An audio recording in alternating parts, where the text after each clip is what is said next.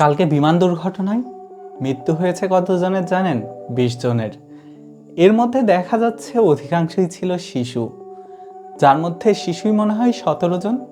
একজন শিক্ষক ছিল আর 2 জন অজ্ঞাত। 164 জন আহত হয়েছে। আহত সংখ্যা কত বুঝতে পারতেছেন? এর মধ্যে আরো 47 জন শিশু, যাদের বয়স 8 থেকে 14 বছর মাত্র। কতটা কষ্ট পোহাইতে হয়েছে। এই আমরা রান্না করি না, রান্নায় 100 ডিগ্রি সেলসিয়াসে পানি ফুটতে থাকে, হাইয়েস্ট হয় 300 ডিগ্রি সেলসিয়াস।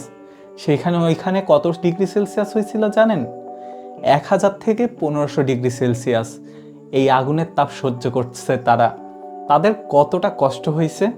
মৃত্যু কি এতটাই অস্বাভাবিকভাবে হবে আমাদের দেশে? দেশের সব কিছু পরিবর্তন দরকার, সব সিস্টেম।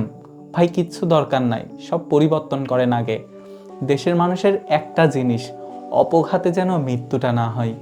পাইলটটাও জানেন শেষ মুহূর্তে ইজেক্ট হয়, তাও বাঁচতে পারে নাই, সেও মারা গেছে।